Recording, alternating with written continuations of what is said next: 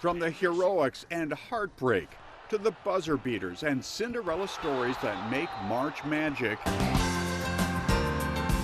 it's the song that ends the NCAA basketball tournament with a montage of memories.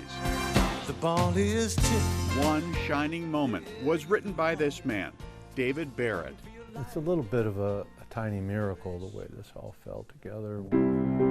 While the song was recorded in this studio in Ann Arbor, Barrett's inspiration for it came while he was watching Larry Bird on TV at the Varsity Inn Bar in East Lansing in 1986. And I was saying, you know, Larry Bird's in the zone tonight. Barrett found himself trying to explain the beauty of basketball to an uninterested waitress. Watch the poetry of basketball unfold. The next moment, he was grabbing a pen and napkin. I wrote down on a napkin, One Shining Moment. He had the title, and the very next day, the entire song. Was waiting for a friend to join me for breakfast, and he was late, and I wrote all the lyrics on another napkin while waiting for him, and then after breakfast went home and wrote it in half an hour. In 30 minutes at his home in Hazlet, Barrett wrote the lyrics and melody that would go on to define college basketball's biggest night. I knew I had a whoosh that happened. He couldn't keep that so-called whoosh moment bottled up and called a friend. I said, Glenn, I just wrote this song. I mean, that's pretty good, and I just wanted to tell somebody. Then he told another friend who passed his demo cassette of One Shining Moment on to a CBS Sports executive. The phone rang a week later. He said, I'm Doug Toohey from CBS, and we love your song.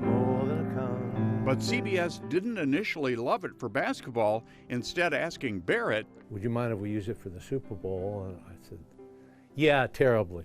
No way. Super Bowl 21 in 1987 went long. One Shining Moment was cut. So when things didn't work out with the Super Bowl, they went long. Doug, the same guy, called me back and said, we love your song and we want to use it for the NCAA men's side. And what do you think? I said, that's why I wrote it, for that very thing. Barrett was at a downtown Lansing bar watching Bobby Knight and his Indiana Hoosiers win the national championship when he heard his performance of One Shining Moment. Honestly, David, it was so moving because it was exactly what I had in mind. The ball is tipped. One Shining Moment has been airing after the championship game ever since. Performed by Barrett and a variety of artists, Teddy Pendergrass, Jennifer Hudson, and for the past 22 years, the late Luther Vandross. The accolades Barrett received for One Shining Moment launched his composing career, writing music for the Olympic Games, Emmy-winning scores for PBS documentaries, but he's best known for a song that remains a fixture of March Madness. Do you ever tire of this song? You know, I don't. We're about 38 years in, and that is, you know, that's ridiculous. But I'm happily so. Yeah. Yeah, very satisfied. One shining moment, they're frozen. It's a tournament tradition, the championship team pausing to relive their journey through his song.